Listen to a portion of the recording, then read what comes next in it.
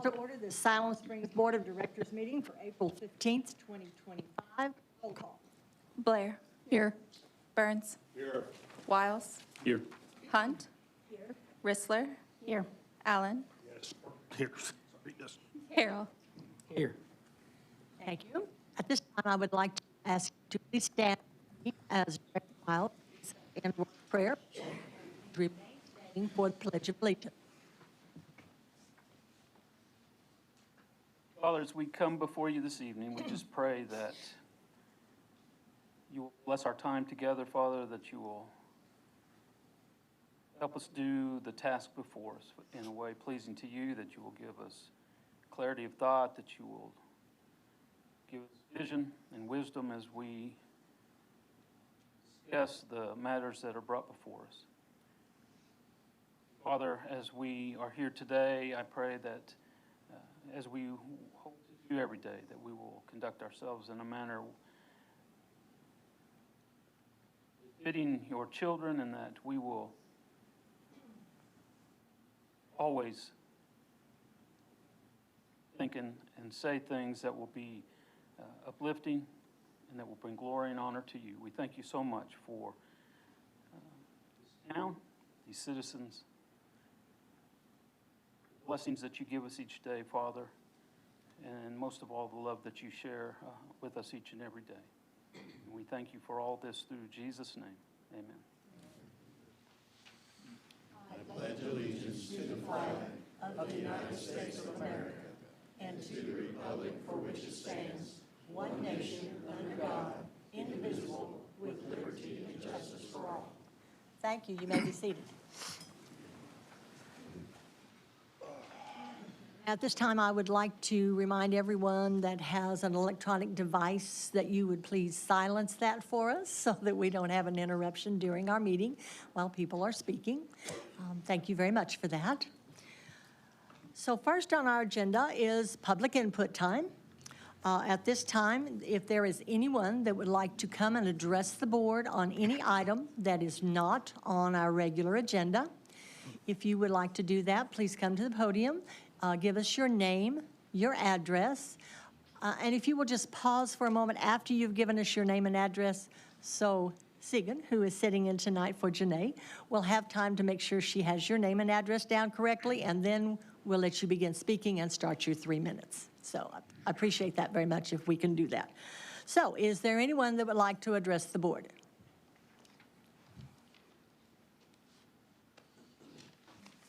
Jason Lanker, 308 East Jefferson. Good. Just wanted to make you all aware of our annual Sunrise Easter service that all of the pastors put together. And so we usually meet in Chautauqua Park right there by the library. It's at sunrise, so 6:30 is basically when we get it started. Tim Estes, their worship team, will be leading us, and pastors from different places will be taking different responsibilities. It might rain. If so, then First Christian, which used to be First United, has opened up their doors for the community, and we can meet there at that time. But we're praying that God would do the miraculous and hold the rain off that day. If there's ever a day, shows us he can do some pretty incredible things. So hopefully we'll have no rain and we'll be able to celebrate outside and see the sunrise as his sun rose. So would love to invite you and the rest of the community to be there with us. Thank you, Jason. Is there anyone else? Yes, ma'am. Rebecca White, 1109 East Jewel Street. I've been answering some Facebook posts lately, and so I thought I would read this. I typed it out so I could read it hopefully right. I thought I would read a few scriptures that I have meditated on through the years to help me to know how God wants me to act. I ask your forgiveness for when I have fallen short. I am reading out of the New Living Translation. In Proverbs 12:16-20, it says, "A fool is quick-tempered, but a wise person stays calm when insulted. An honest witness tells the truth. A false witness tells lies. When Some people make cutting remarks, but the words of the wise bring healing. Truthful words stand the test of time, but lies are soon exposed. Deceit fills hearts that are plotting evil. Joy fills hearts that are planning peace. In Proverbs 29:8, it says, mockers can get a whole town agitated, but the wise will calm anger. In Galatians 5:14 through 15, it says, for the whole law can be summed up in this one command, love your neighbor as yourself. But if you are always biting and devouring one another, watch out. Beware of destroying one another. In 1 Timothy 2:1 through 6a, it gives us some good things for us to consider about how our attitude towards our leaders should be. I urge you, first of all, to pray for all people. Ask God to help them, intercede on their behalf, and give thanks for them. Pray this way for kings and all who are in authority, so that we may live peaceful and quiet lives marked by godliness and dignity. This is good and pleases God, our Savior, who wants everyone to be saved and to understand the truth. For there is one God and one mediator who can reconcile God and humanity, the man Christ Jesus. He gave his life to purchase freedom for everyone. And as we are celebrating Easter this Sunday, I thought I would read John 11:25 through 26. Jesus told her, I am the resurrection and the life. Anyone who believes in me will live even after dying. Everyone who lives in me and believes in me will never die. Do you believe this, Martha? I pray that everyone will be like Martha and believe. Thank you, Madam Mayor and Board of Directors, for letting me speak. Thank you, Rebecca.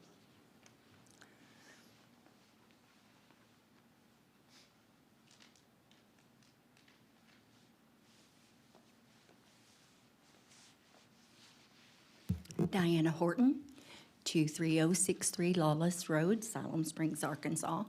I promise you before God, Rebecca and I have not talked, but this has been on my heart, and so I don't look like it, but my gray hair, I'm older than most of you all because I color it, but the Bible talks about wisdom and not being quick to make a decision, and I challenge each board member to not make a quick decision about our city. We've lived here 40 plus years. We've raised our sons here, our grandkids, and our great-grandson. And I pray that you all will diligently pray and seek the face of God for our next administrator. Thank you. Thank you, Madam Mayor and our board. Thank you, Diana. Is there anyone else? If not, is there anyone here that would like to address the board on, excuse me, on an item that is on our consent agenda tonight? There is not, so with that, we will move into our regular agenda. Before we do that, we were made aware that Cox is having issues, so we're going to have people that are not able to see us. So, board, if you get notices on your phones or something, they are aware, and we are working on trying to correct that. So, just so you're aware of that. So, with that, we will move to our presentation. Chief Miller from our police department has a presentation. Madam Mayor, ladies and gentlemen of the board, Scott Miller, Chief of Police. I just want to introduce our newest officer, Nathan Lee. Nathan Lee comes to us from Benton County Sheriff's Office as a 3-year deputy in the jail and just recently graduated the academy April 10th. And we are excited to have him, and he's eager to come aboard. So I just wanted to introduce him to you and the public, and we're glad to have him. Thank you, and welcome.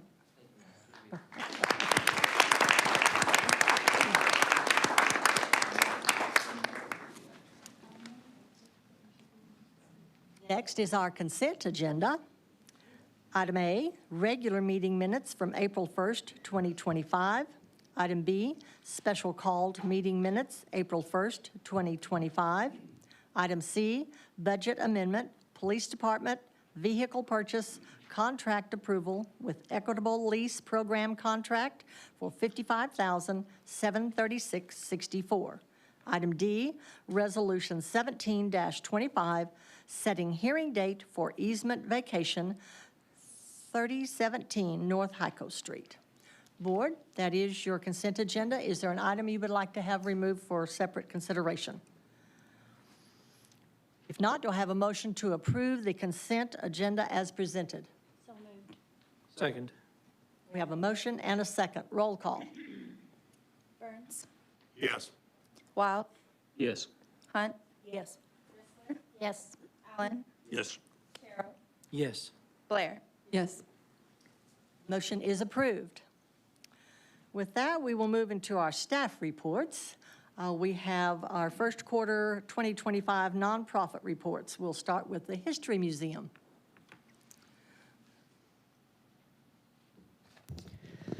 Good evening, Mayor Nation and board directors and staff that are here this evening. We appreciate you all so very much. Thank you. This is the first quarter report for the museum, and we've started out kind of slow. January, February, March tend to be a little bit slower on our attendance. We do have a new brochure that we are distributing out, and what's important about those is that they go to all the visitor centers around the state. So we keep those on staff, and they call us, and we send them more. And so we are really being able to advertise throughout the state.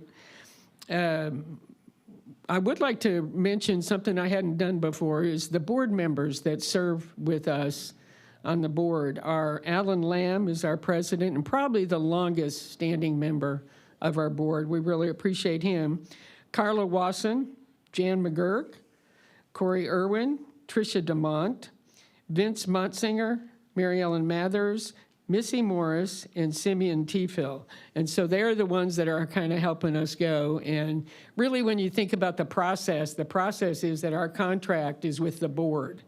And the board hires and manages the museum, just for clarification for folks that might not know that hierarchy. For more than 3 years, we've been working on a 3-year strategic plan.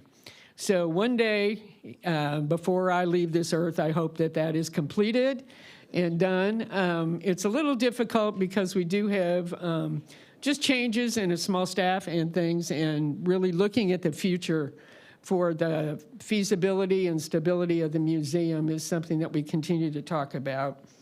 Like I mentioned, we did have a slow January and February. In March, we did have a little uptake in our attendance.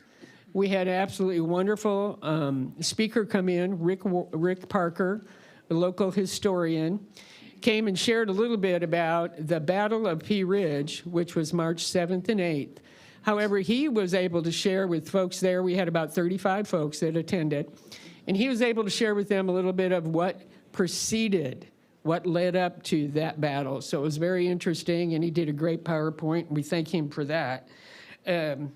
Summary of fundraising events is a little difficult, but stay tuned. As we all are beginning to hear, there is an American celebration next year, and it took me 2 months to learn this word. Sesquicentennial will be the 250th birthday of America, and we hope that Siloam Springs can represent that very well.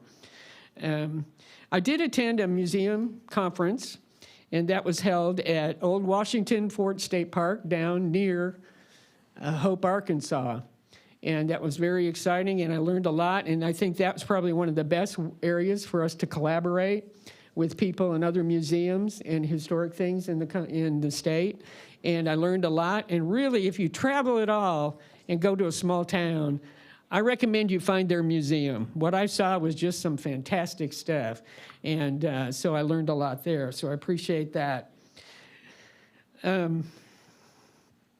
What we've done is update our exhibits quite a bit. For a long time, we've had items in the museum that were part of our history, but we didn't really have a timeline that kind of recommended or kind of shared who the founding fathers were. And so we have started working on that over the last year, actually, but we've updated the history stories from the Sagers, to the Gunters, to Hargrove, onto Bob Henry. A lot of people would remember. We have some information about the history of schools in our small community, are pretty impressive, and there's more to come. I would recommend that what you do is maybe look on our website that's been there. We have some new additions to that. People don't know about a gentleman named Carmen Maxwell. He went from Siloam Springs to Hollywood. Carmen Maxwell, born in Siloam Springs, was an American cartoon animator for Looney Tunes and for the Disney Club. And so we have a great little video about him on the website, so I recommend you all look at that.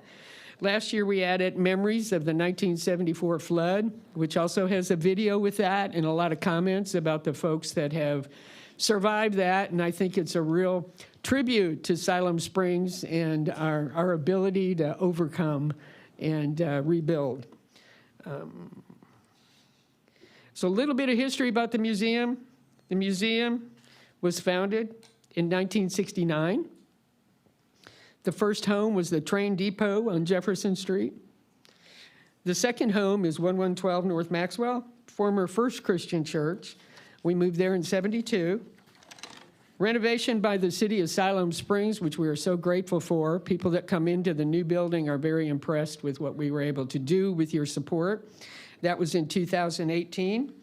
And in 2019, we moved into that big, beautiful building on Maxwell Street and are able to serve the folks that come in and spend time with us. So any questions? I'd be happy to answer anything you might have. Madam Thank- Mayor, Yes. I was just going to say, Mary, on the seminars like with Rick Parker, I mean, he is such a, he's a foundation of knowledge for our. Right, he's a local treasure. And I would just suggest possibly maybe start videoing those to where possibly you could then put them on the museum website. To Yes, where, yes. Because I didn't get to make it. I would have loved to have heard what led up to the Battle of Pea Ridge because, Right. yeah. Yeah. That and Prairie Grove you always hear about, and so. Yeah. No, he's We a have fount of knowledge. That's what I was trying to say. He's a Yeah, fount he of is, he is, and he's a treasure for this area. he is. And what goes on. So we did apply for a grant to Arkansas Humanities, and about the time we got the grant in, they put a hold on all grants for this year. And one of them is looking forward to getting some more equipment that we can use to video these types of things and make it work out. So that's one of the things. Anything else? Thank you for your attention. I appreciate it very much. Thank you, Mary. Next, we have our Main Street, but Main Street Director, Stacy Morris, was unable to be here because of medical reasons. She did send the board kind of an overview of this past year, and I'm assuming that you all got that. So, next is our chamber. Arthur? Thank you, Madam Mayor, City Board. Arthur Holbert, 20705 Highway 16. It's always great to be with you all today. You guys, too, have my quarterly report, so I will spare you and not read that to you. But I guess for the public, a lot of times people say, what does the chamber do? What is a contract about with the city and the chamber? One of the big things we do is help with economic development, help with requests for information. Those frequently do come to us. A lot of them you can't talk about, some of them you can, some you try not to talk about, and then sometimes people find out about them anyway. You know, I guess one, this last week, we did host Canadian Pacific, Kansas City Southern, actually in Siloam Springs at a local restaurant. Working on some development with them, also some other potential manufacturing. And then we did some things on behalf of the region, letters of support for the Arkansas Department of Transportation, some stuff in support of X&A Airport, direct letters to the governor. Also, as you guys know, there's a possible bypass 412. We've been involved with some discussions about that too. We've been hosting some meetings with WOCA Tourism in collaboration with the city. We hosted a meeting at the chamber. Basically, the water park that Siloam Springs has upstream gets more than twice as many visitors as the one downstream at WOCA. That should be very concerning. So basically, there's a lot of not shareholders, but stakeholders, right? Oklahoma and Arkansas. Along eastern Oklahoma, you got tribes involved, Grand River Dam Authority, a lot of different players in northwest Arkansas that help fund that, right? Over $40 million.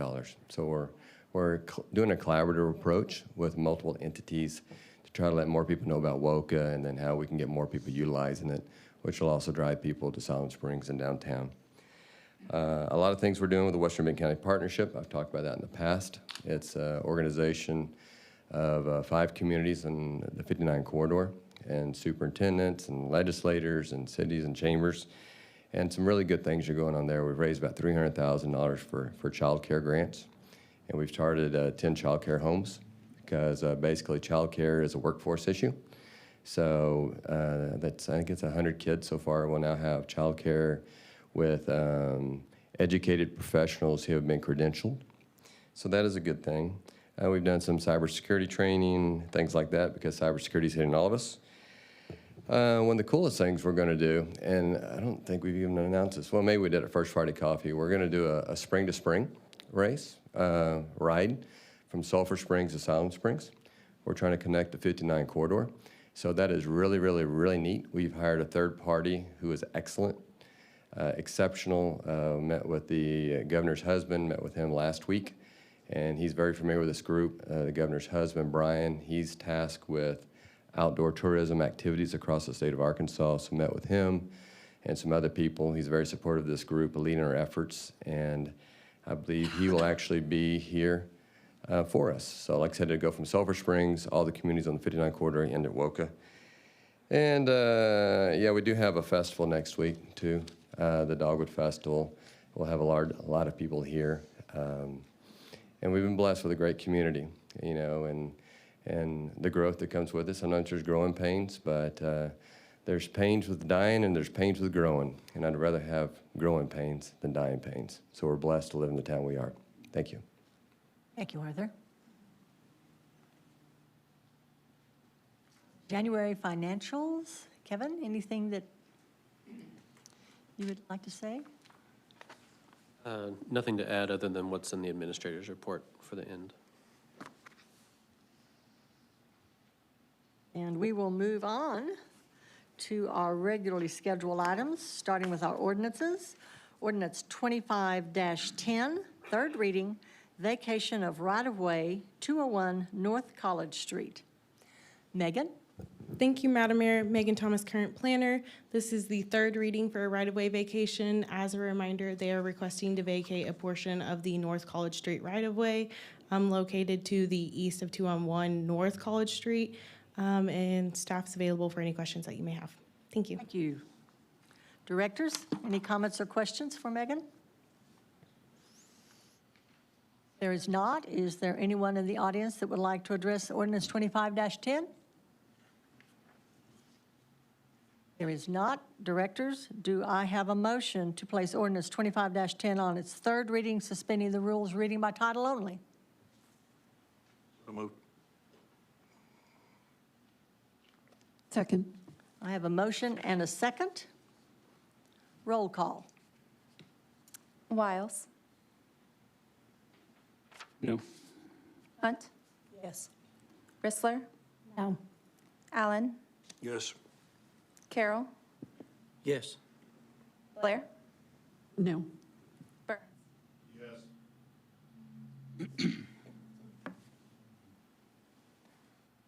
So we have a 4-3 vote for yes. Well, the motion, the request for the motion was Madam Mayor Jay Williams, City Attorney, was for the matter to be placed on third reading and suspending the rules. So that required a 2/3 vote, so that portion failed. Yes. So we will need to have this read, is that correct? In its entirety, that's Okay. correct. So the motion to approve the third reading did pass, but we do need to have the whole thing read. So Kevin, if you will read for us, please, sir. Thank you, Madam Mayor. Ordinance number 2510, an ordinance vacating and abandoning right-of-way at 201 North College Street. Whereas a petition was filed with the Board of Directors of the City of Siloam Springs, Arkansas on the 3rd day of February 2025, requesting the Board of Directors to vacate and abandon a portion of the existing right-of-way of North College Street, being more particularly described below. And whereas after due notice as required by law, the board has, at the time and place mentioned in the notice, heard all persons desiring to be heard on the question and has ascertained that the portion of the properties herein described have heretofore been dedicated to the public use as utility easements, that all the owners of the property abutting upon the petition of the easement to be vacated have filed with the board their written consent to the abandonment, and that public interest and welfare will not be adversely affected by the abandonment of the right-of-way. Now therefore be it ordained by the Board of Directors of the City of Siloam Springs.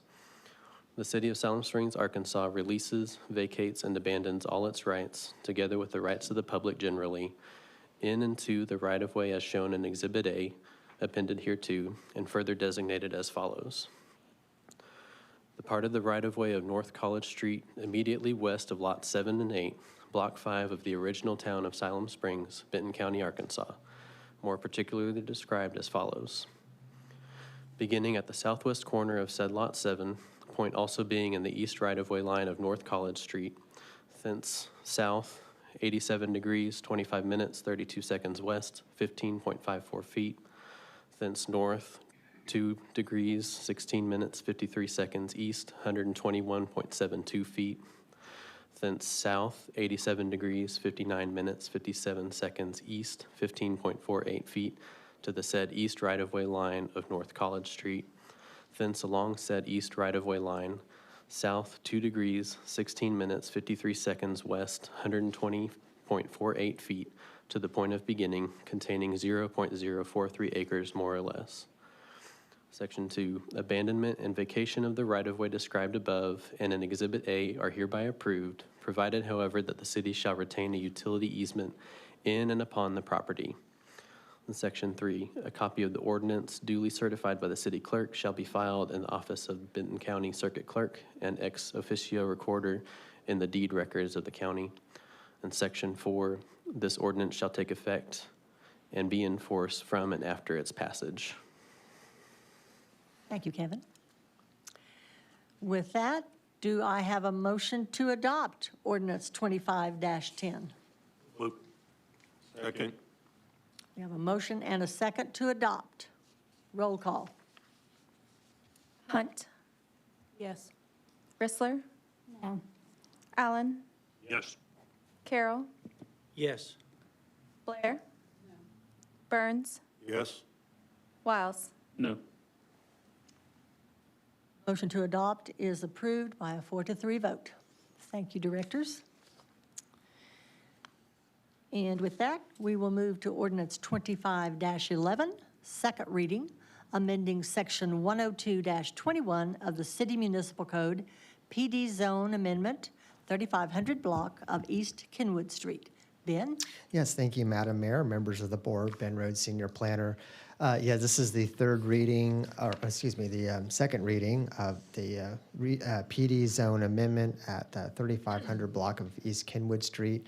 And just a reminder, what they're doing is they're just changing the lot coverage from 40% to 50% as written in the original ordinance, just making that amendment so that it can facilitate further subdivision of the property, but maintaining the existing structures as previously approved. There have been no further questions or comments that staff has received since this first reading, and the Planning Commission is recommending approval. We're available for any of your questions. Thank you. Thank you, Ben. Directors, comments or questions? Madam Mayor, Yes, Brad. is Mr. Chavez here tonight? I think he requested a second and third. I don't know if we have any interest in that. He did. He had requested that, and so I was going to ask for that whenever we get to that point. But yes, you are correct. He did ask for the second and third reading tonight. Anything else, directors? If not, is there anyone in the audience that would like to speak to Ordinance 25-11? There is not. So directors, yes. Yes, sir. Please come forward. Mark Long, 811 Eastgate Street. Madam Mayor and Board of Directors. I have a history, and you all know it. Ron Holmeyer's here, and lots of years ago, there were some plans made in this city on how to make a master street plan on the things that the city would need in the future. There was talks later about a bypass. Then we changed it to 6-lane on Highway 412, and now I understand there's more talk about a bypass in the Siloam Spring. But I would like to remind this board that in the original plan, there was a designation of this particular area from the stoplight there by TJ's, going down that road and then veering off and hitting Highway 16, and then again to Arkansas 59, and then again to Oklahoma 59. And I would just like to warn this board and remind them, if you close this door because you're not building a thoroughfare, a 4-lane road designed to get traffic off of Highway 412, there will never again be an opportunity to do this. This is closing a door for something this town needs. We need housing, I get that. And I'm not saying no housing needs to belong there. I'm reminding this board that a thoroughfare to get around this city is, you're closing the door. You're making it impossible for the future of this town to make a nice little, like Springdale did several, where you can make it where you can drive around the town without being on the main roads anymore. I know this, you're talking about building houses, but if you pass this 2 readings tonight, you'll never have the opportunity again. Thank you. Thank you, Mark. Is there anyone else? If not, directors, I will first ask, do I have a motion to place ordinance 25-11 on its second and third reading? There is no motion. Do I have a motion to place ordinance 25-11 on its second reading, suspending the rules, reading by title only? So moved. Second. We have a motion and a second. Roll call. Rissler? Yes. Allen? Yes. Carroll? Yes. Blair? Yes. Burns? Yes. Wiles? Yes. Hunt? Yes. Motion is approved. Kevin? Ordinance number 2511, an ordinance amending section 102-21 of the Siloam Springs Municipal Code, city zoning map, and replacing ordinance 2412 on property located at the 3500 block of East Kenwood Street. Thank you. With that, we will move to ordinance 25-12, first reading, amending the master street plan, required street improvements for curbs, gutters, and sidewalks. And Kevin, are you going to present that? Thank you, Madam Mayor. Both of these items, if you'll recall, the same language is proposed for both this and for the next code amendment, so we'll more or less discuss these together. After the last board meeting, staff went back and revised the wording of the change to what you have before you today, which essentially makes it for residential infill only, would be waived rather than tying it to the master sidewalk plan. Staff does still recommend the original wording with the master sidewalk plan based on the discussion at the last meeting to open that up more. You have the proposed wording before you today. So anything originally platted prior to 2005, and if it's a residential infill, would have the sidewalks automatically waived. There would be no requests needing to be made by the developer or the agent. It would be automatic, that they would not have to build or provide a sidewalk fee. I will note that the more open the sidewalk waiver is, the more potential sidewalk the city could have to build in the future. That's the main financial component of the discussion. And then the only other thing I'll add, tying it to the sidewalk plan, proposes it on about 27 miles of street, more or less. We have about 125 miles of street total. So you're looking at about 1/5 of city streets being designated in that plan as high priority for sidewalk. Staff is recommending the original wording, and then the wording based off of discussion at the last meeting are available for any questions. Thank you, Kevin. Madam Betsy? Mayor, I wanted to say thank you, Kevin, and thank you, Mr. Caldwell, for all the work you put into this. I know it's been a big deal for local developers for a long time, and it means a lot, and I greatly appreciate y'all being able to work on this and get it worked out. So, thank you. Directors, any other comments or questions on ordinance 25-12? Madam Mayor, Yes, Lisa, and then I'll come to you, Brad. I just want to say that I have to recuse myself because my husband and I have projects that are affected by this ordinance. Thank you, Lisa. Brad? I have no projects, but on 0402 of 25, we met with community development and city admin and Kevin and Mr. Caldwell and myself, which for the record, I should not have attended that meeting because I feel like that is the job of a city administrator to disseminate the information and the desire of the board to staff. That is the leadership skill. And, but Kevin was very patient with my verbiage, and so was community development. And we did not agree with everything with Mr. Caldwell on that day, but we did get 7 of 8 agreements on that day. We also, I projected out that we will communicate with significant players in the community, and I appreciate staff taking that time to do that. As we look at this, and I agree with Kevin, because we brought this to the board my last time representing Ward 2, and there was a purpose behind it, and it kind of got lost. But I'll just kindly remind you that we are having a replacement bridge with a side path on Lincoln Street.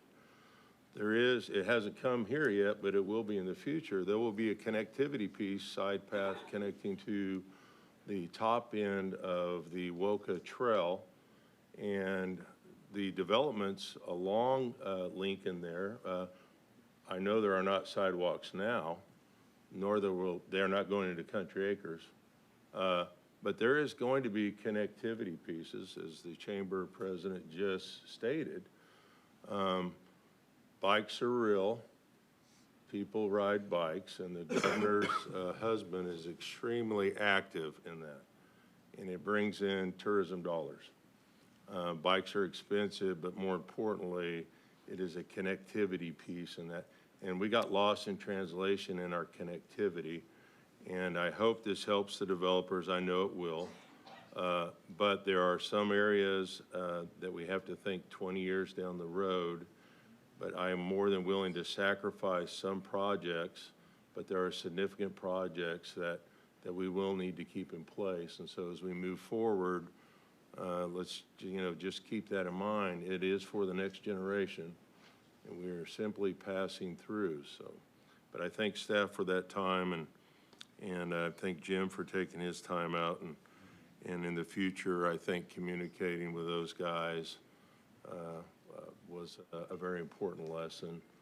And also, simply acknowledge them on emails goes a long ways, so I don't have to get more emails from these folks. So we learned a lot of things that afternoon, and I thank you, staff, for the hard work, making amendments to things that they have a conviction about. I get it. It's a give and take on all our parts. And we will continue to give and take, but at some point with the public, we're just not always going to agree, and sometimes we do agree, and those are good days. Thank you. Thank you, Brad. Anyone else? Betsy? I know there's still public comment. Since we tabled it last time, I just wanted to remind that we talked about combining a couple of the readings to keep it moving on track. So whether it's first and second or second and third. So. Thank you. Anyone else? Is there anyone in the audience that would like to address ordinance 25-12? Thank you, Madam Mayor. Jim Caldwell, 609 South Oak Hill. Yeah, I appreciate staff and Brad coming in on April 2nd to discuss this, and I appreciate the board's consideration for the vote for the wording that we've got in place. And as Director Burns mentioned, that'll solve 7 of the 8 projects they had going, and the other ones we can negotiate with the staff. So I appreciate very much your vote for. Thank you. Thank you, Jim. Is there anyone else? If not, then directors, we are going to be voting on 2512 first, and then we will move to 2513 because those were both addressed by Kevin during his review for you. So, Madam Mayor? yes, David. I will make a motion that we approve ordinance 2512 on its first reading. Okay. I'd rather do first only and second and third next time if possible. So I do have a motion to place ordinance 25-12 on its first reading, suspending the rules, reading by title only. Do I have a second? Second. I have a motion and a second. Roll call. Allen. Yes. Carroll. Yes. Blair. Yes. Burns. Yes. Wiles. No. Hunt. Yes. Motion is approved. Kevin? Ordinance number 2512, an ordinance amending the City of Siloam Springs Master Street Plan. Thank you. Next is ordinance 25-13. Place it on its first reading, suspending the rules, reading by title only. Do I have a motion? So moved. Do I have a second? Second. I have a motion and a second. Roll call. Carroll. Yes. Blair. Yes. Burns. Yes. Wiles. No. Hunt. Yes. Allen. Yes. Motion is approved. Kevin? Ordinance number 2513, an ordinance amending minor local requirements for sidewalks. Thank you, sir. Next is ordinance 25-14, first reading, amending section 98-65 of the City Municipal Code, power cost adjustment. Phil? Thank you, Mayor. Members of the board, Phil Stokes, Electric Director. This will be our second reading, I believe, of the ordinance. And we have not been any changes to the ordinance as was read the first time, and we're available for any questions. Thank you, sir. Board, is there any comments or questions for Phil? There being none, is there anyone in the audience that would like to address ordinance 25-14? There is not. So do I have a motion to place ordinance 25-14 on its second reading, suspending the rules, reading by title only? So moved. Second. We have a motion and a second. Roll call. Blair. Yes. Burns. Yes. Wiles. Yes. Hunt. Yes. Rissler. Yes. Allen. Yes. Carroll. Yes. Motion is approved. Kevin? Ordinance number 2514, an ordinance amending Article 2 of Chapter 98, Section 65 of the Siloam Springs City Code by amending power cost adjustment. Sir. Next is ordinance 25-15, first reading, amending section 54-26 of the City Municipal Code, altering approved applications. Megan? Thank you, Madam Mayor. Megan Thomas, current planner. There we go. This is a proposed code amendment to amend Section 54-26 of the City Municipal Code with respect to the altering or modification of approved applications. Section 54-26 grants the city administrator the authority to make minor amendments or modifications to approved plans within 10% of any measurable standard no later than a year following Board of Directors approval of the project.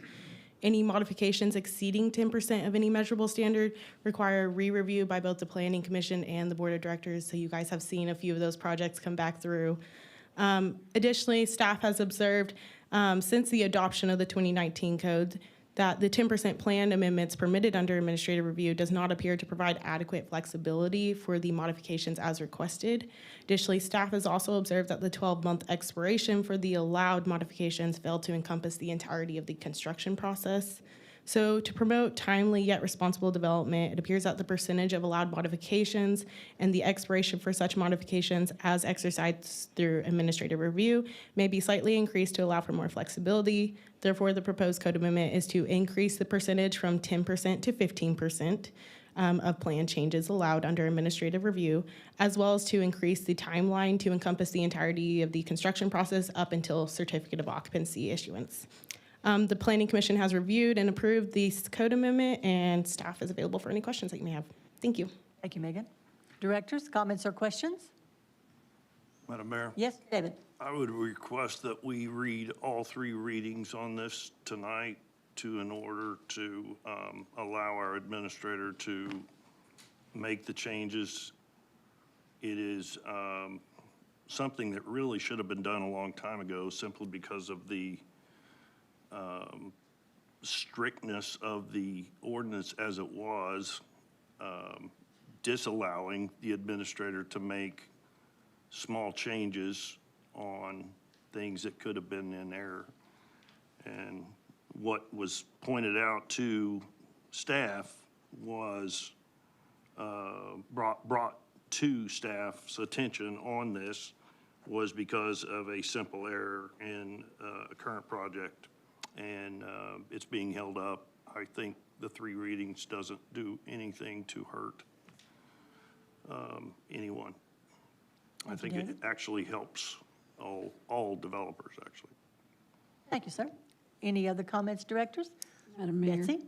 if we were to do 3 readings, am I correct? Don't we need an emergency clause too or something? You will if you want it to go into effect immediately. So, yes. Anyone else? Madam Mayor, Yes. I also meant to mention that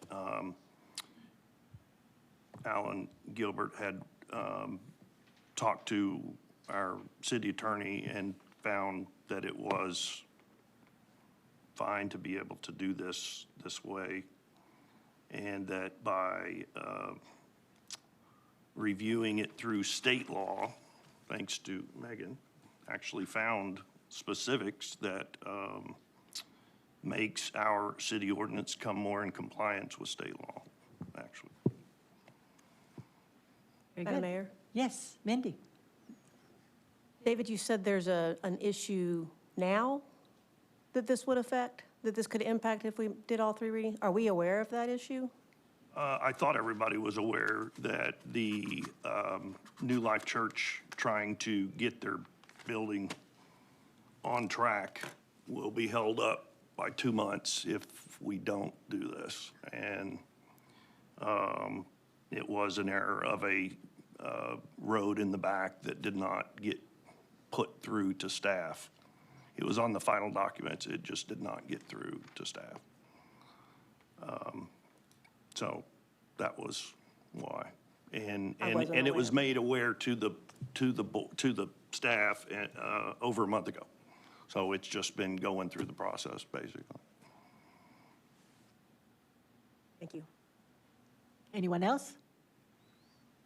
Not. Is there anyone in the audience that would like to address ordinance 25-15?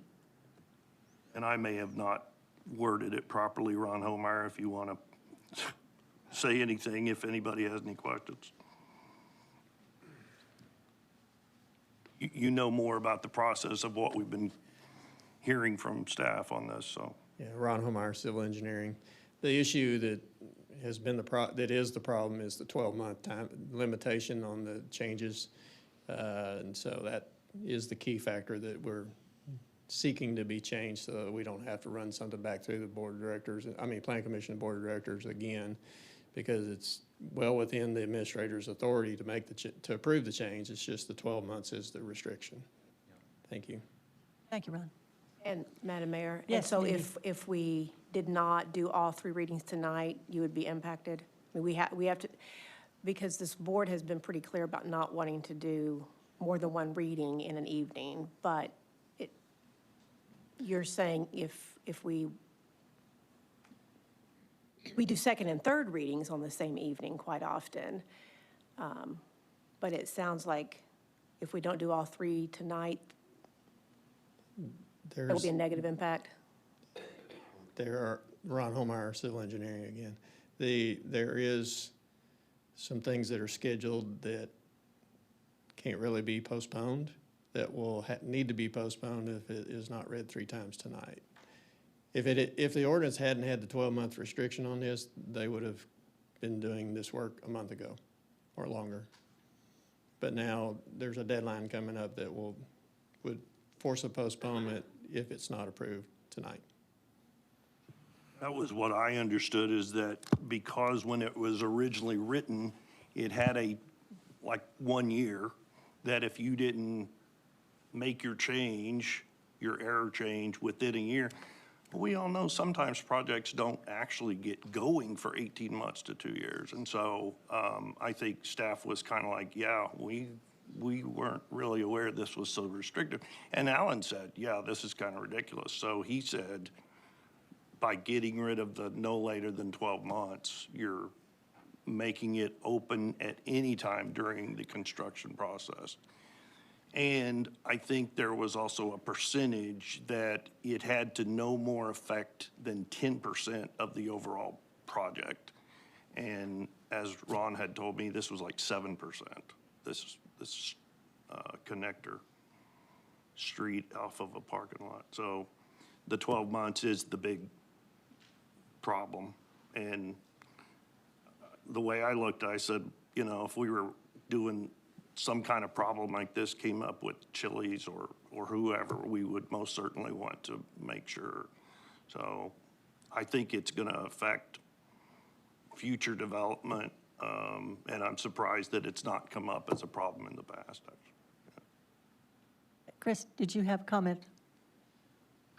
Thank you, Mayor. Chris Paxton. I'm the Director of Community Development. I did want to just point out to the board that a lot of our ordinances go straight to the board. This is not one of those. This has been heard by the Planning Commission and did have public input during the Planning Commission meeting, and has been forwarded from the Planning Commission with the recommendation.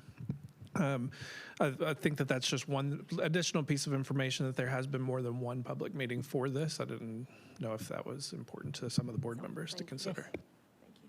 And in Alan's email, he said he went to Jay and made sure that we were not violating anything as well.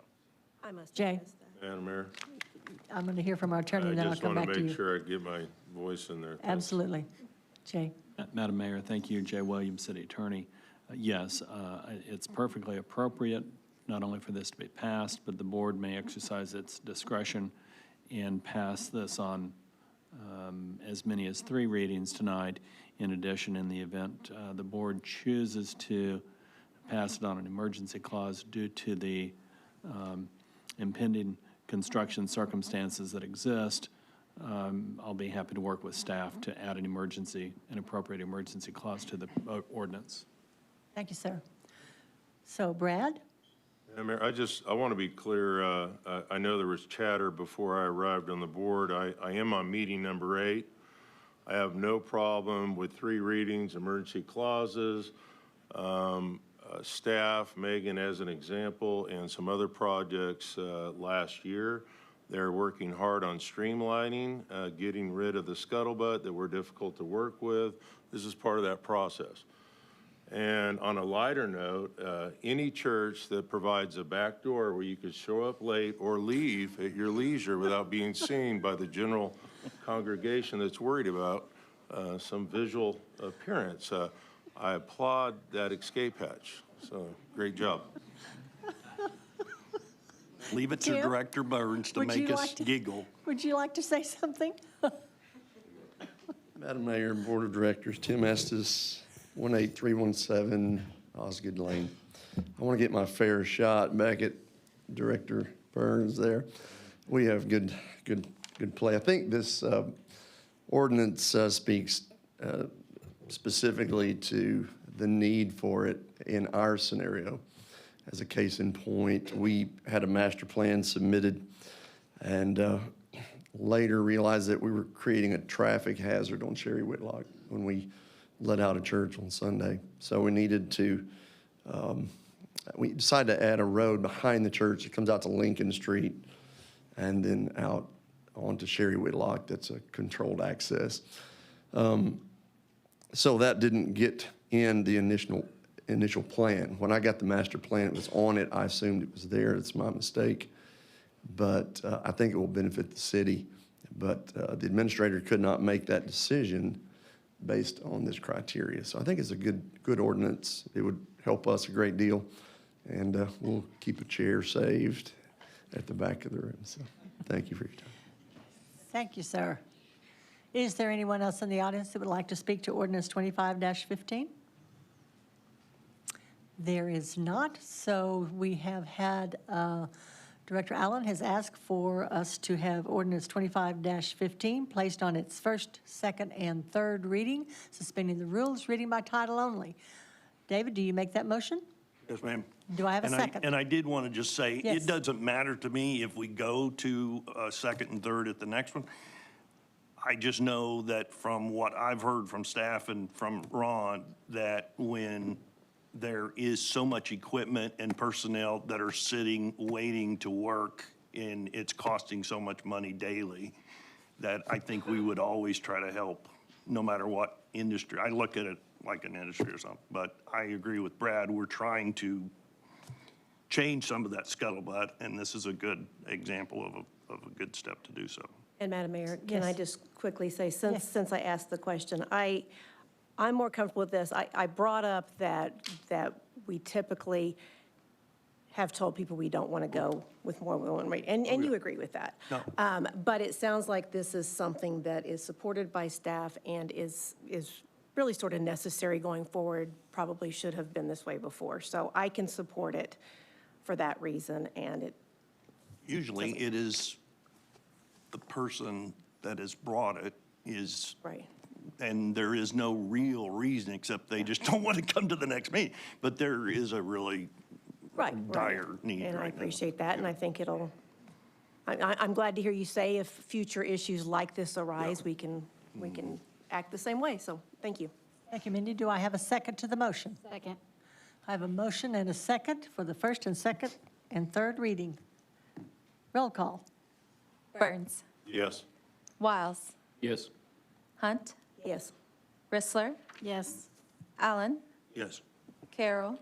Yes. Blair. Yes. Motion is approved. Kevin? Ordinance number 2515, an ordinance amending Code Section 54-26 of the Municipal Code with respect to the altering of approved applications. Thank you, sir. Do I have a motion to adopt ordinance 25-15?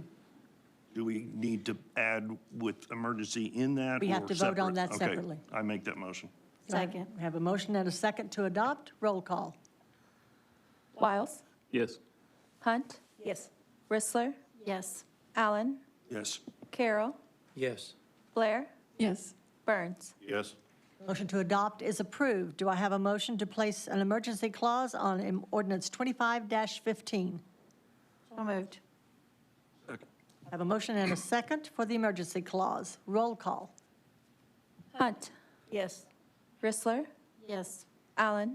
Yes. Carroll. Yes. Blair. Yes. Burns. Yes. Wiles. Yes. Motion for the emergency clause is approved. Thank you all very much. With that, and thank you, Tim.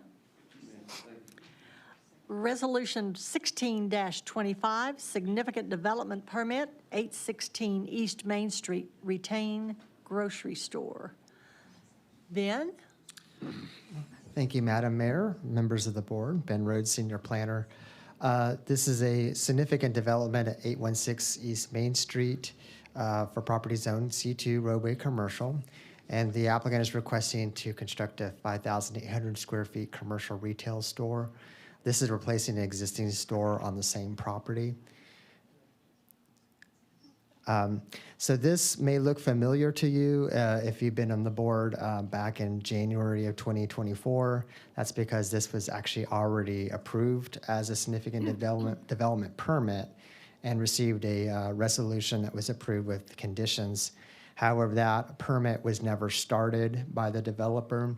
And since that time, the 1-year expiration period has elapsed. So the significant developments are only good for 1 year and then they expire. So they're coming before you tonight to get a renewed application approved, essentially for the exact same project as was approved in January 2024. There are no physical changes from that previous approval. There were some variances that were required at that time. Those run with the land, so the variances do not need to be rerun or reapproved.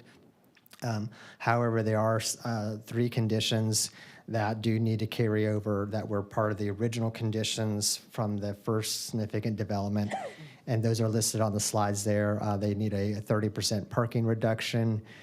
There is a fee in lieu requirement for needed half-street improvements on East Main Street, and they need some final drainage and utility easements dedicated prior to certificate of occupancy. With that, we are available for any of your questions. Thank you. Thank you, Ben. Directors, comments or questions? Madam Mayor? Yes, Brad.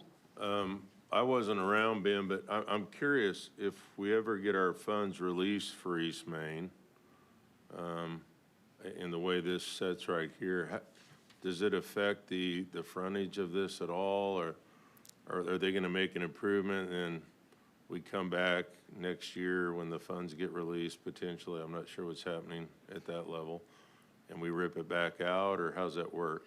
Madam Mayor, what I would say is that there's a fee in lieu rather than actual construction, but I would prefer to defer that to the acting city administrator because he'd be more familiar with that. So thank you. Kevin?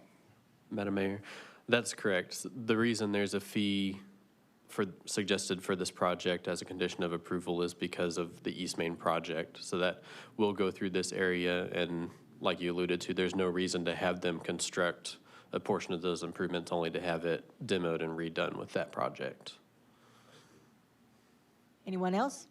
Madam Mayor? Yes, David. Ben, did you say what's there now is going to be raised in a new building? So they're flattening it all out? Yes, that's correct. The whole site will be leveled. Yeah. Anyone else? Madam Mayor, Yes, needless Brad. information, the largest avocados in town at that grocery store presently. Perfect. Thank you.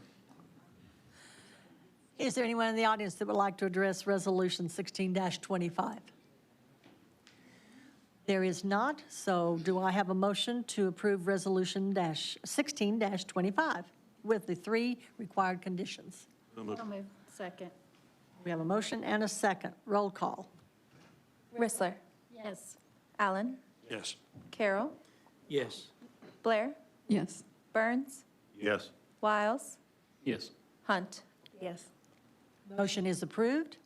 Next is Resolution 18-25, Significant Development Permit for the 400 block of North Hico Simmons Expansion. Megan? Thank you, Madam Mayor. Megan Thomas, current planner. This is a significant development request for property located at the 400 block of North Hico Street. This is the site of the existing Simmons facility over here off of Tahlequah, if you guys know where I'm talking about. The applicant is requesting to expand the existing facility by 19,581 square feet, as well as to pave the existing employee parking lot that's located to the north of the facility across Tahlequah Street. This is the site plan for the proposal. The areas shown here in the green are the different areas of the expansion and improvements. The proposal is consistent with the I-1 zoning and the existing uses of the properties. The applicant is proposing to improve the existing driveway along East Tahlequah Street, as well as proposing to construct a new driveway to the north of the employee parking area along East Cornell Street. And that's up here. It's kind of a little hard to see, but, oh, apparently the pen doesn't work today. Sorry. Additionally, the applicant is proposing to construct a sidewalk to the south of East Tahlequah Street with a connection shown to the existing crosswalk to allow for better pedestrian connectivity to that off-site employee parking area. The proposed improvements and additions are anticipated to provide an additional 125 jobs to the community. And staff has received 1 email of questioning nature on this request, and the Planning Commission found that the proposed significant development as presented appears to meet the requirements as set forth, subject to the condition as stated in your staff report, and staff is available for any questions that you may have. Thank you. Thank you, Megan. Directors, comments or questions? Madam Mayor? Yes, David. I just want to state that I believe our board is appreciative to the Simmons Company for expanding their plant and always being a good company and a good neighbor to our citizens. I appreciate them. Thank you, David. Anyone else? Madam Mayor? Yes, Brad. So we'd looked at that parking lot in the past, and when that got developed, I've just, it's not my pet peeve, but it's my concern is future water management and low-impact development practices on that site since its location. I know Simmons is sensitive towards that. They've made a significant investment in their property upstream. So I'm just curious, as it goes forward, if there's anything we can do to help implement some different practices on our drainage there by capturing maybe, in parking bioswales and, obviously that's my passion is, but I just feel, man, it's so close, and that we put hard pack in our traditional retention. If we think upstream from there, we did a fantastic riparian zone, which is actually still retaining water. I walked it this morning with the dog, Reed. And it helps just as we put more hard surface this close to the stream bed. Are there things we can do to encourage developers to implement some of those? Madam Mayor, our current drainage requirement is for a slow release of essentially the first inch flush rain event as a water quality feature. Some of the other things that you mentioned are encouraged but not required in our current drainage manual. But they are proposing detention along the west side of the parking lot for this project that meets our requirements. I wanted to say it out loud because I know they're listening. So just words of encouragement. Thank you, Kevin. Thank you. Anyone else? If not, is there anyone in the audience that would like to address Resolution 18-25? There is not. Do I have a motion to approve Resolution 18-25 for the 400 block of North Hico? So moved. Second. We have a motion and a second. Roll call. Allen. Yes. Carroll. Yes. Blair. Yes. Burns. Yes. Wiles. Yes. Hunt. Yes. Rissler. Yes. Motion is approved. Next is Resolution 19-25, contract with Williams Law Firm for the prosecuting attorney fees. Kevin, are you presenting that? Yes, Madam Mayor, thank you. What you have before you is the fee agreement between the city and Williams Law for prosecuting attorney services. This was selected by a committee of department heads and others, and Williams Law was selected unanimously by that committee. And staff recommends the agreement before you as recommended by the city administrator and approved by the board per our code. And we would suggest a not to exceed amount as part of that contract. Staff's available for any questions. Thank you, Kevin. Directors, comments or questions? Madam Mayor. Yes, Oh, Lisa. go ahead. Then I'll come to you. What is that not to exceed amount? Staff's suggestion, based off what we're seeing currently, would be $100,000. And do we do this yearly, or is this a permanent? How does this contract work? In the past, this has been renewed just as a contract with the previous prosecuting attorney. And that was more or less kind of one person doing it for us. Now, of course, we have Williams Law engaged as a firm. They are catching up on kind of a backlog of some things. So these last few months have been catching up to that, and then we'll settle kind of into that steady rhythm moving forward here in the next couple months. So the last prosecuting attorney, we only had one in the office. Are you going to have a dedicated staff member, or is this going to be multiple people to be able to fill this role through the office? Thank you, Madam Mayor. Jay Williams. The staffing for this is primarily by John Benzik and Molly Spears. In addition, Joel Kurtz and myself have been supervising the work. We supervise proposed plea offers. We supervise by reviewing case files. We supervise by assisting with legal issues that arise. and with trial preparation. So it's really staffed by 4 attorneys. To this point, I've not charged the city for any of the work I've done in that regard, and I don't anticipate that changing in the future. It's work I enjoy doing. I've been prosecuting for other cities here in Northwest Arkansas for about 30 years. I know a few of the laws. I appreciate doing the work, and we pride ourselves on doing a good job with the prosecuting that we assume.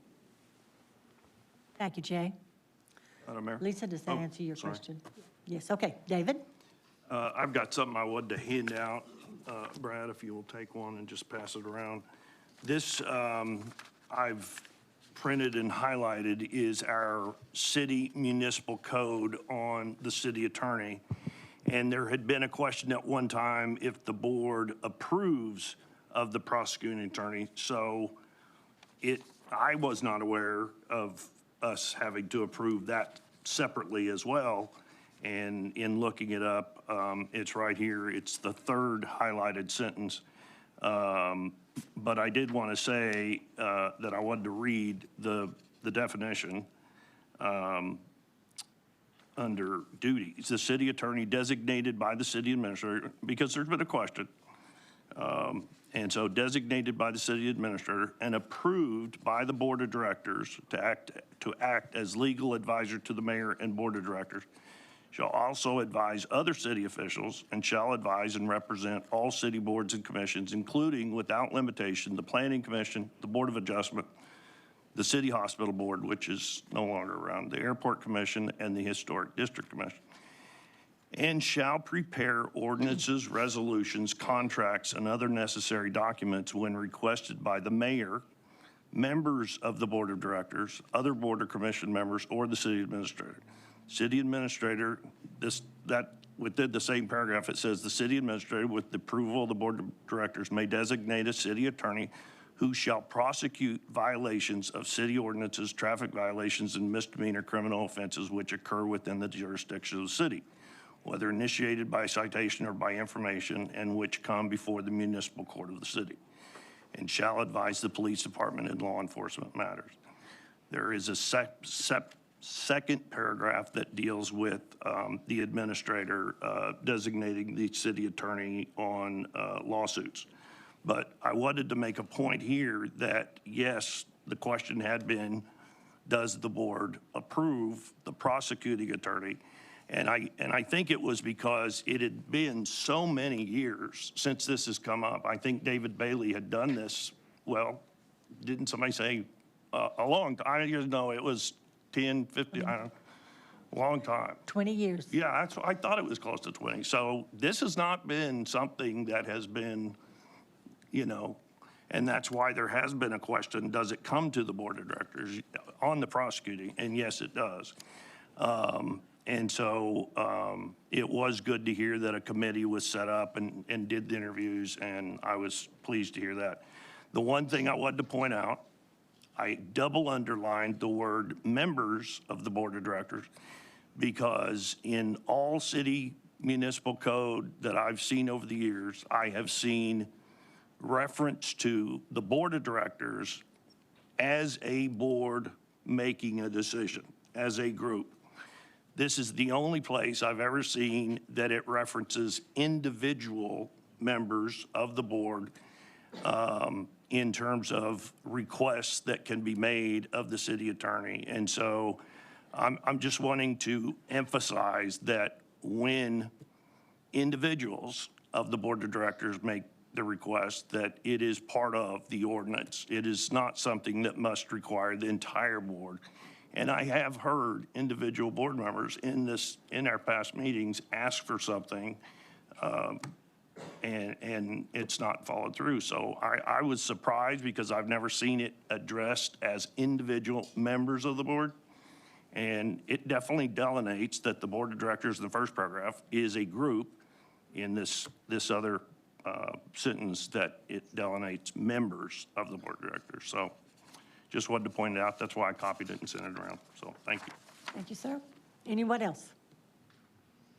There is not. Is there anyone in the audience that would like to address Resolution 19-25? If not, then I would ask if I have a motion to approve Resolution 19-25 with the not-to-exceed amount of $100,000. So moved. Second? We have a motion and a second. Roll call? Carroll. Yes. Blair. Yes. Burns. Yes. Wiles. Yes. Hunt. Yes. Bristler. Yes. Allen. Yes. Motion is approved. Thank you all very much. With that, we will move to the administrator's report. Kevin? Thank you, Madam Mayor. Have a few expenditures in excess of $30,000 to report. One expenditure, $30,502 to Ground Zero Construction for digging and installing electric conduits.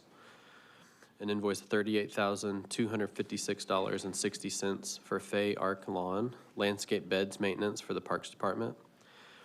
And $46,117.50 to Garrett Excavating for asphalt for the Tulsa Street overlay through the Street Department. As a reminder, city offices will be closed this Friday in observance of Good Friday. Offices will reopen Monday at 8 a.m.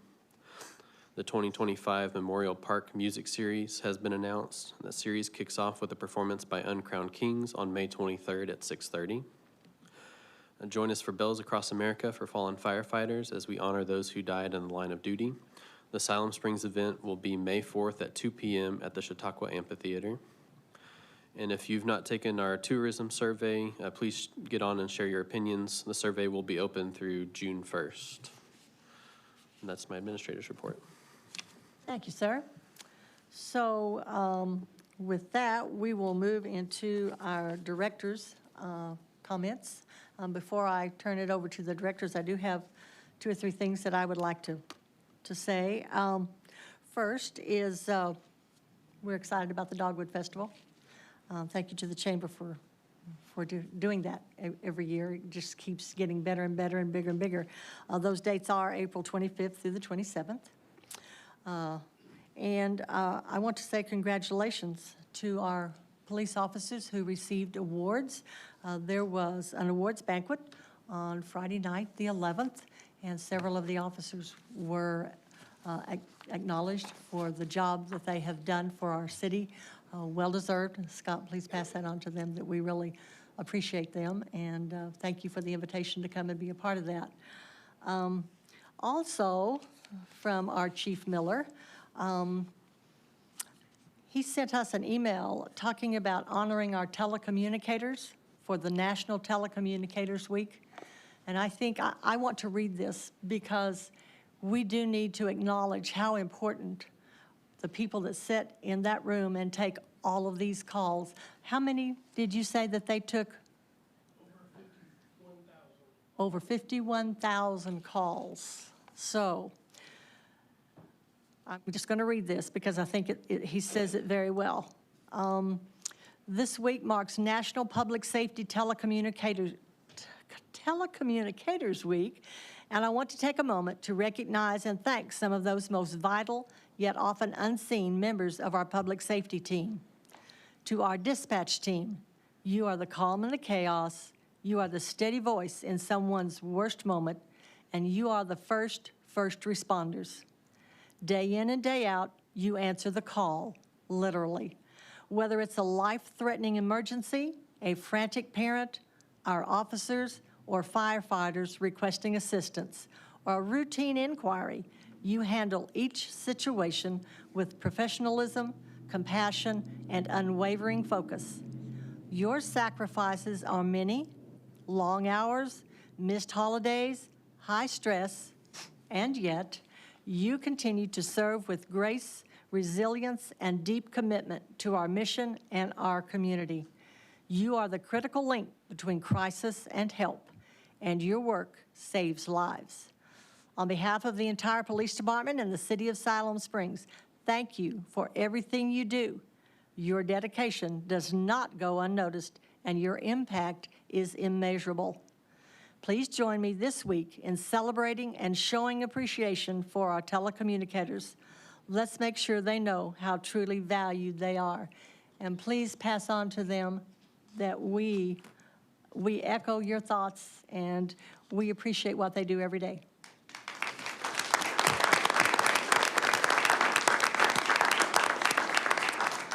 And now I want to share another notice that I got today that any sports fan, especially basketball fans, will be excited about, I think. This came from Riley J. Hall, who works with our Arkansas men's basketball team. He said he wants to make sure that we are aware that they are hosting a satellite basketball camp in Siloam Springs this summer. We have been working with Jeff Williams to make this possible. We are excited about bringing Coach Cal to Siloam Springs and hope it is a great event for the youth in the community. Just wanted to make sure you had this information if you felt like sharing, and I definitely think we needed to share that.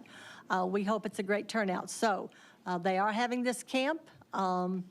He says that knowing that transportation may not be feasible for all, we try to do as many camps as we can within the NCAA guidelines. And we thought Siloam Springs would be a great community to bring the camp to, and I couldn't agree more. So let's, we'll keep you updated on when that's going to be and anything that we might need to pass along to you. So I think that's exciting, and that says a lot about Siloam Springs, that they want to come to our community. So thank you, and that's all. So Mindy, we're going to start with you, and David end with you. Okay, before I get started, I did want to just bring up, we're all excited about the Dogwood Festival, including me. We always love the Dogwood Festival and the kettle corn. But I was at a meeting recently with some residents down at the chamber and business owners just about some of the new road closures this year. And so I just wanted to make sure that staff is working with the residents and business owners. We talked about all that. I think notices were going out, but I thought would be worth bringing up. Okay, thank you. I see Chief Miller nodding his head, so good deal. And Chief Miller, I echo what the mayor said about thank you for the invitation to the banquet, letting us be a part of that. It was fun to see the officers and their families and just the camaraderie. And it was so encouraging to hear about how the team has strengthened over the last few years. So I do appreciate that. I think all at the police department and the fire department for protecting our citizens and just making Siloam a safe place to live. So thank you. And I was excited to see in the Main Street report that Fourth Fridays will be returning again. Scaling back just a little bit, which is probably good, and hopefully that means more people will try to make the fewer. Fourth Fridays in May, June, July, August. As I've said before, I just love that that's such a good collaborative event between the Main Street, the city, and the Chamber of Commerce, and I thank all that are involved in that. If you've not been, please try to go sometime. Talk about kettle corn. They always have kettle corn at Fourth Fridays too. So if there's no other reason to go, that's a reason. Thank you. Thank you, Mindy. Ken? I too would like to say thank you, Chief, and to everyone else involved for the invitation to the event Friday. It was just nice. I mean, it was good to see, as Mindy said, the officers just interacting. They seemed to be having just a wonderful time. A lot of laughter, a lot of joking, and that's good. But at the same time, I heard as soon as it was over, there was a few of them that were bolting right out of the room and back to work and doing what needed to be done to keep us safe and protected, and that is much appreciated. But it was good. I know some of the officers, I don't know as many as I wish I did, but it was just good seeing everybody and recognizing them for the work that just goes unnoticed so much.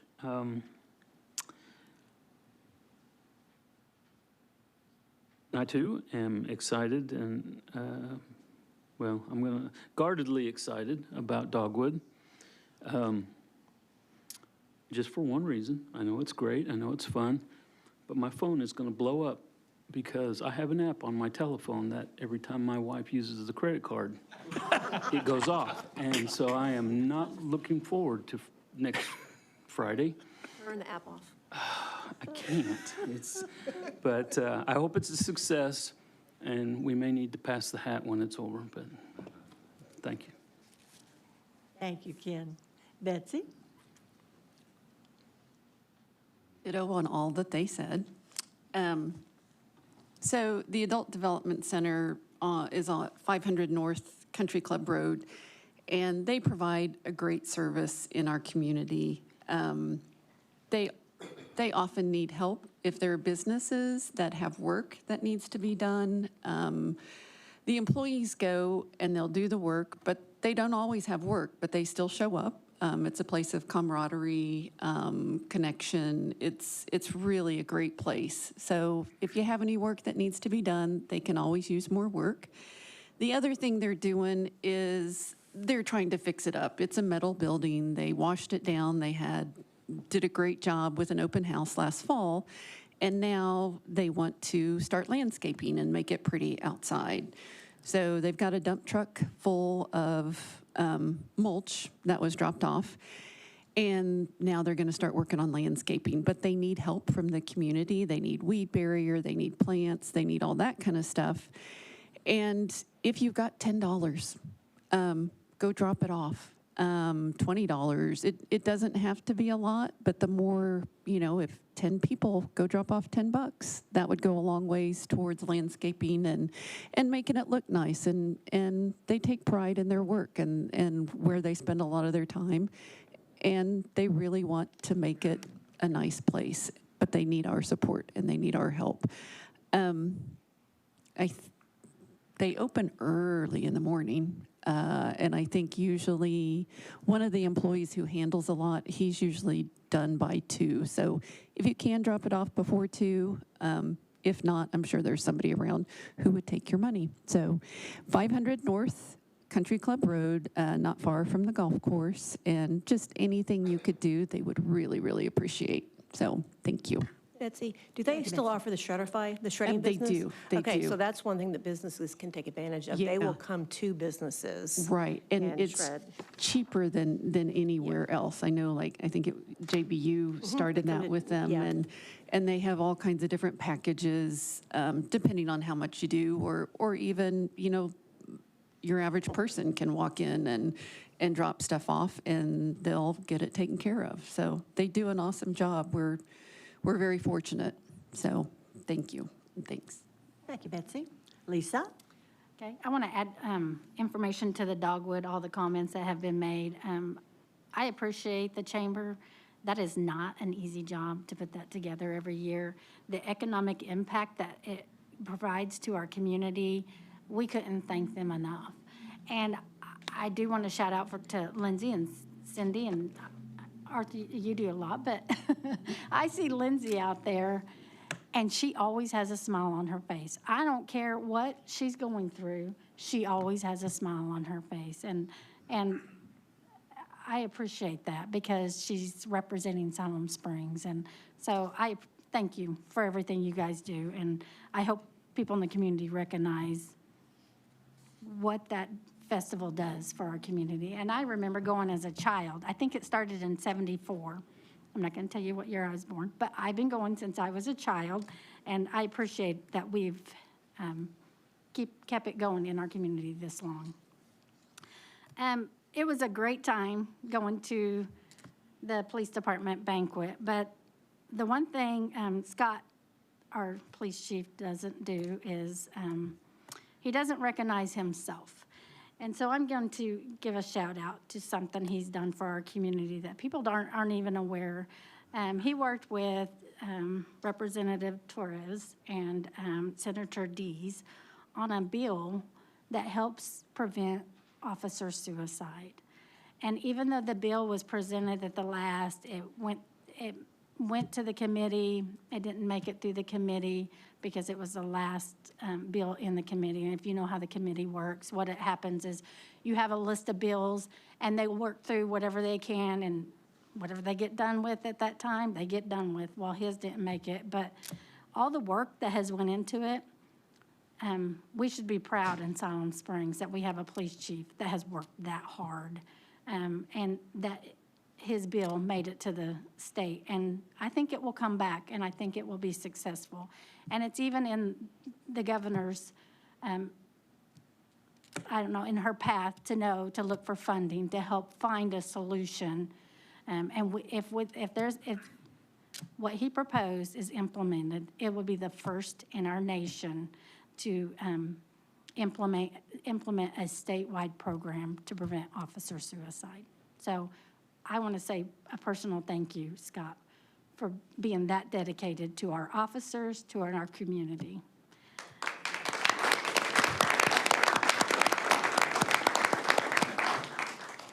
And then the last thing, tomorrow, Senator Dees and Representative Torres, I think it's their last day in session, and I hope everybody's been praying for them, because that's a hard job. If you don't realize, they go down for 3 to 3.5 months every day for, that whole time, and they miss family events. They miss a lot that's going on, and it's a lot of hard work, and they have over 2,000 bills presented in front of them, and they're trying to figure out what is best for our community. And they try, and I hope people are lifting them up. And even if you don't agree with a bill, it's okay. You can tell them you don't agree, but still encourage them and lift them up. That's a hard job. And so I just want to recognize them and say thank you for being representing our community, and I'm proud of who they are. Thank you, Lisa. Reed? Thank you, Madam Mayor. Director Wiles, can we say it's spring yet? Started. Okay. We're on board then. It's very good to see the springtime. My wife had a birthday last year, and we bought a little dogwood tree, and that thing made it through. It's about 5 feet tall, and it made it through those minus temperatures, and it is budded out and beautiful right now. And yes, her name is Patty. Thank you for asking. And every morning I have coffee, I get to see that, but it just reminds me of the beauty that we have in Siloam Springs, and that God is alive, and that He wants us to not only be in His will, but He wants us to have that quality of life and that peace in our heart. I'm very thankful for it. We live in a wonderful community. Chief, I apologize for not making it last Friday. I signed up, but then I found out I had to go visit my twin granddaughters, and it was an easy decision, but I wished I could have been in both places. But thank you for the success of that, and for what you and all first responders do for us in our community. Unfortunately, when you do your job right, we don't even know it. But fortunately, we have the opportunity to say thank you. Looking forward to Dogwood, all that happens with that. And I know the raindrops always want to hang around during that time, but I hope there will be plenty of time for sunshine as well. That is all I have, Madam Mayor. Thank you, Reed. Brad? Madam Mayor, I'm not allowed to go to PD events because of my prior history at the fire department, but how I do support the PD is during budget time, and one of the things we were able to accomplish prior to leaving the board was a pay plan, and that was something when Miller was just a regular person, and him and I stood right in front of that podium and threatened to losing our jobs fighting for pennies and nickels, and I'm just happy that the board has supported a budget that gives them a livable wage and allows them to grow and expand his officer corps. So that's my support for you guys, so thank you. I just also encourage the board that one of the conversations we had with Caldwell, one of the concerns with community development and Kevin is we need to stay on track with the Unified Development Code. That needs to be completed, and we kind of pushed that maybe the first of the year, but we just, as we're transitioning, we need to stay on target with the Unified Development Code and get that thing done finally. And then the Dogwood Festival, everybody loves it. It comes with some challenges. I apologize to Cody. I talked to him on the phone, but due to recent events, you can imagine I've received a lot of phone calls recently. So I just encourage the downtown businesses. It's change. Whatever occurs this year, I'm sure we'll navigate that change. And I'm sure the chamber will work with those small businesses going out to the future. But change is tough. And let's see how it goes this year. I'll be charging parking at my house. And last is, I just want to remind folks that we changed the flow chart for communication back in 14 or 15. And it is the citizen first, not the negative voice, not the 3%. The majority of the citizens, the health and welfare of the community. And then that information goes to the board members, your elected officials. And we disseminate that information to the city administrator. And the city administrator takes that to the department heads. I'm an operational person. I like chain of command. I like flow charts. And when we bypass that flow chart, it causes chaos and misinformation, and we don't function properly. And we have to get back to that flow chart. So moving forward, my pledge to you as an elected official on meeting number 8, that we will be getting back to that flow chart. I will do my part as an at-large position 6 to ensure that as we move forward in this hiring process, that we get a person in that understands how that works and how that functions so we can get back to normal and move the city forward. Thank you. Thank you, Brad. David? Thank you, Madam Mayor. I wanted to state, first off, I've got quite a bit here, but I wanted to apologize to our citizens. We got quite a lot of local citizen emails to our board on supporting the deck at Milling Around on College Street, doing what we need to do there, that went to our junk folder, and a lot of them did not get seen. And so I just want to apologize for not getting responses because we didn't see them. So we are working to fix that problem, but I still want to apologize. I am appreciative to the Dogwood Festival and the amount of tax revenue that it brings in, the amount of tourism that it brings in, the amount of exposure of our city to people who've never been here is huge. And I have to give my appreciation and props to the chamber board and the staff. To just hear that anyone could be derogatory, demeaning to anyone at the chamber just blows my mind, because they don't get paid enough. They do a great job. They represent our city well.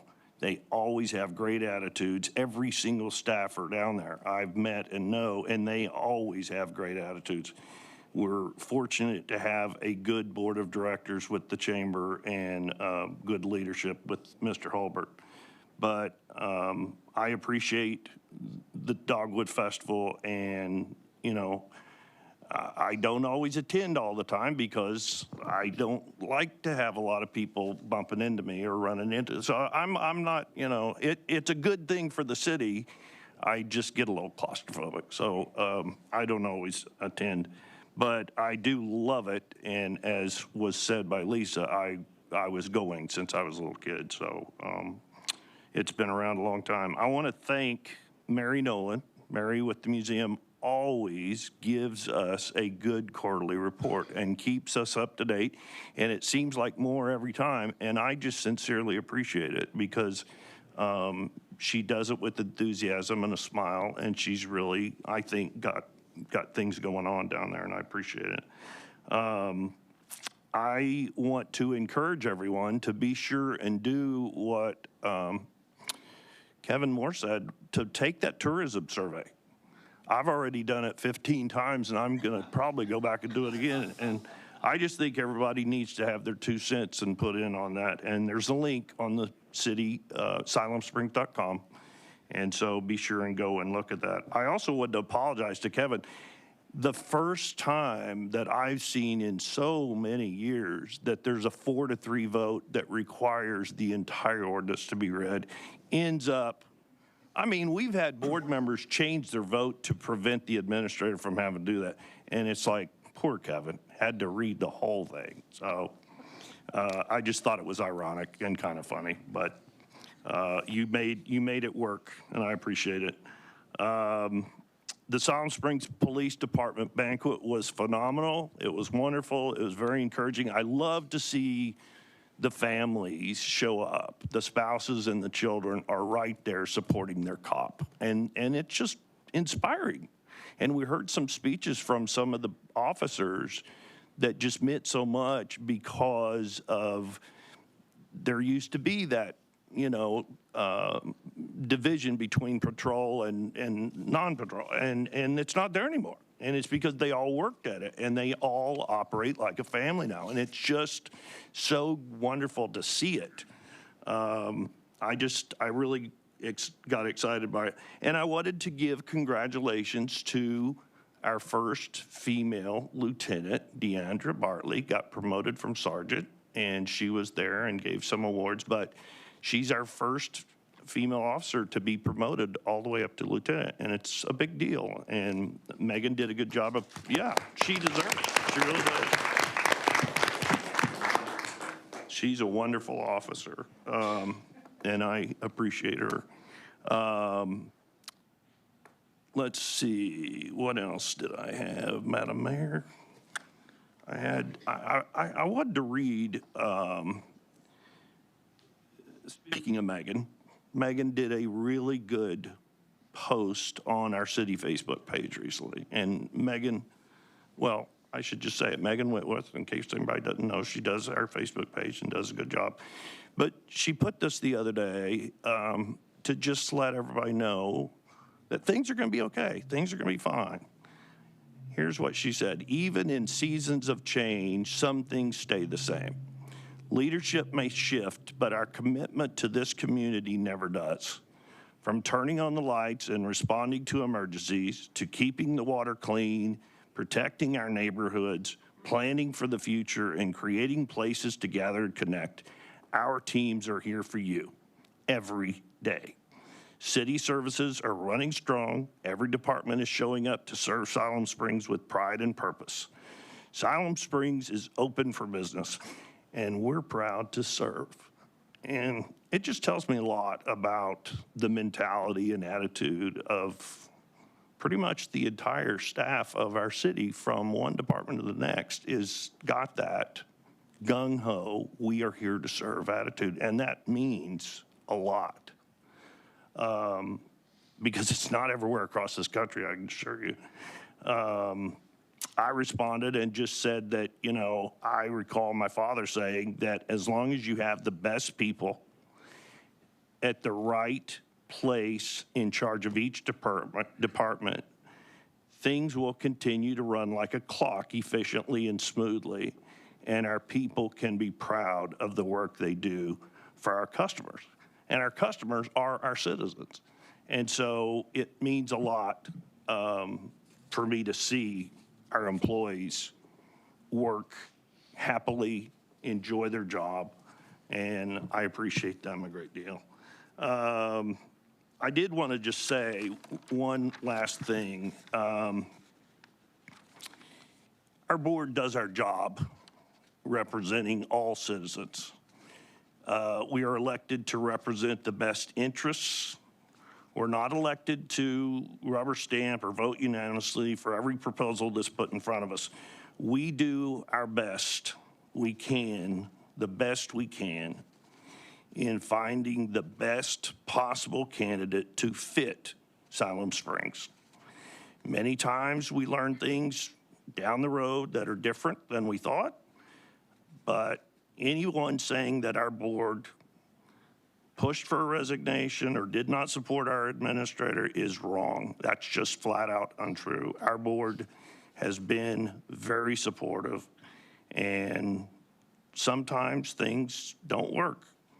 And sometimes you can be without a leader for a while as long as you have the best people running every department and the best employees at every level, and we do.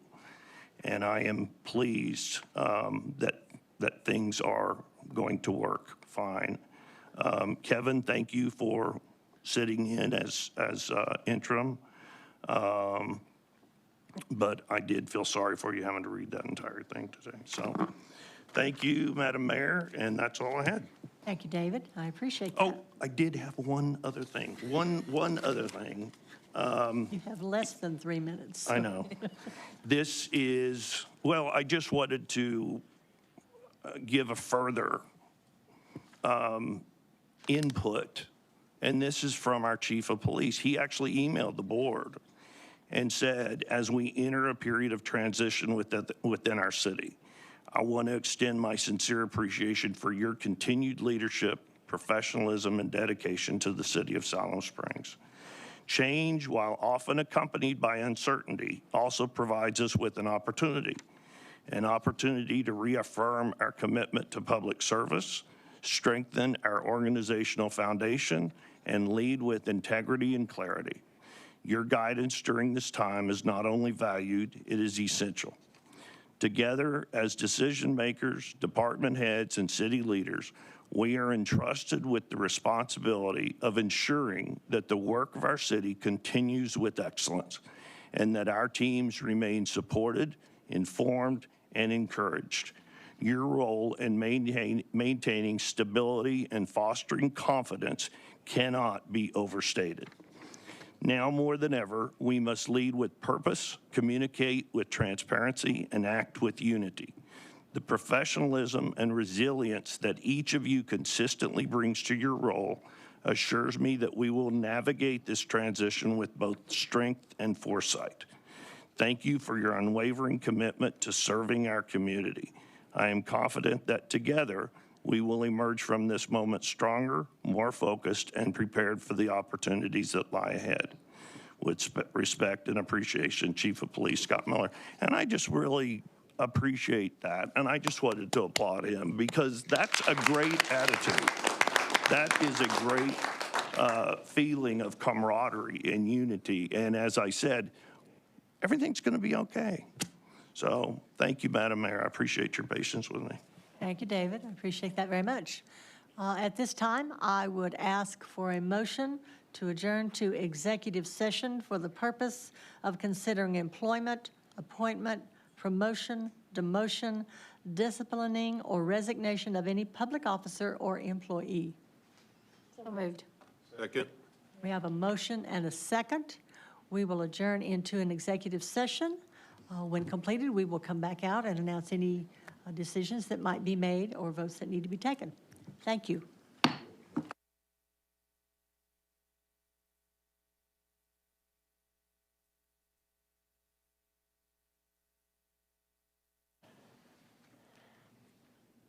Call back to order this regular board meeting for April 15th, coming out of our executive session.